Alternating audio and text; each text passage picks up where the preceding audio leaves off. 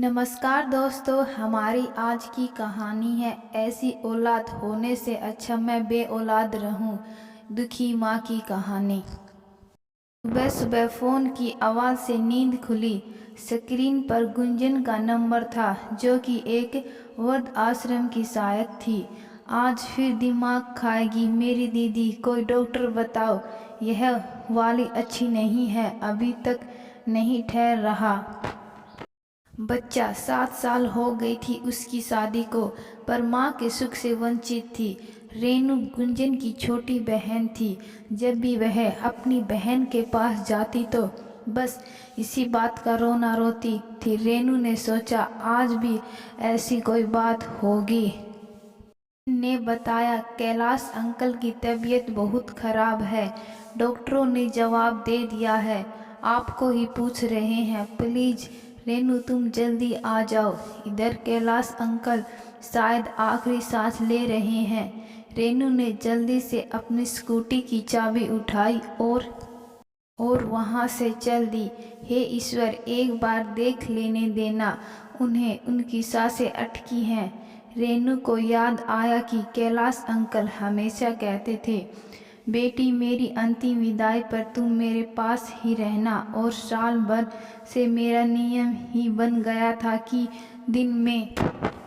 2 दिन में एक बार उनसे मिलने जाना नियम ही बन गया था।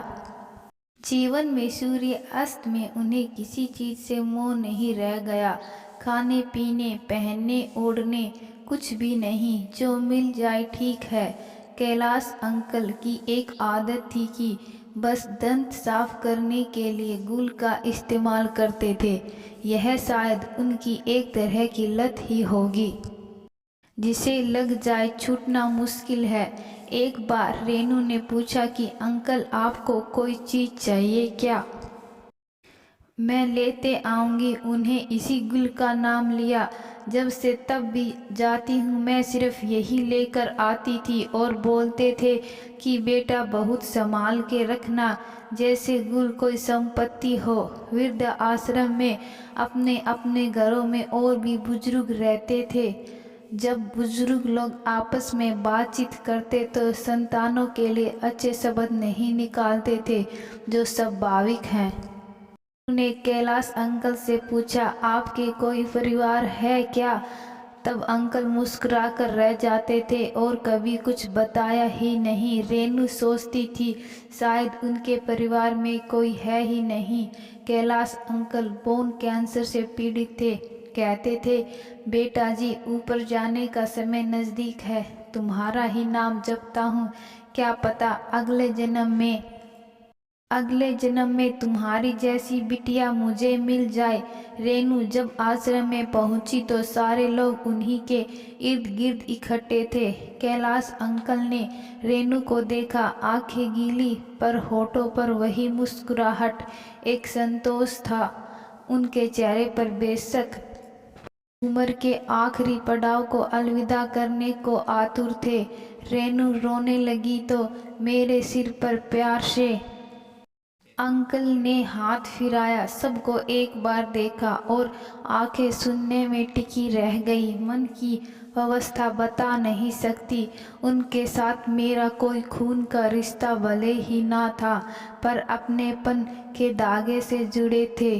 कैलाश अंकल, काश इतना कोई अपना होता, आज इस समय इनके साथ होते।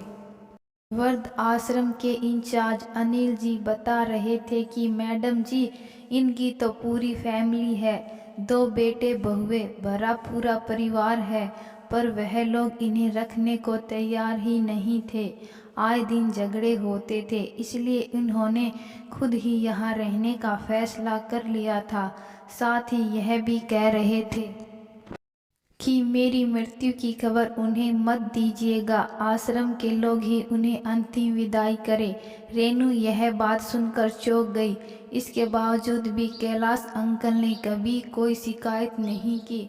अपने ही बहू बेटा कैसे असंवेदनशील हो जाते हैं, जो अपने बूढ़े बाप को वृद्ध आश्रम में रहने को मजबूर कर देते हैं। कुछ दिन बाद रेनू को फिर आश्रम आना पड़ा। उन्हीं के बेड पर एक बुजुर्ग सो रहे थे। रेनू के पूछने पर ज्योति ने बताया कि कुछ दिन पहले ही स्टेशन मास्टर पर कोई इन्हें छोड़कर चला गया। अच्छा ज्योति, तुम्हारे लिए अच्छी खबर लाई हूँ। एक डॉक्टर का पता चला है, बहुत नामी है उनसे एक बार ज्योति तुम अपना चेकअप करवा लो। ज्योति ने मना करते हुए कहा, नहीं दीदी, अब रहने दो, क्या फ़ायदा अपनी औलाद का जो जीवन में ढलती सांझ में अकेला छोड़ दे। ज्योति ने कहा, मैं अनाथ आलय से एक बच्ची को गोद ले रही हूँ, औलाद होते हुए सबका जो यह हाल देख रही हूँ। ज्योति ने कहा, ऐसी औलाद से अच्छा मैं बे औलाद रहूं। तो दोस्तों, मैं आशा करती हूँ कि आपको यह कहानी पसंद आई है। कहानी पसंद आई है तो कहानी को लाइक, शेयर और चैनल को सब्सक्राइब जरूर करना। धन्यवाद।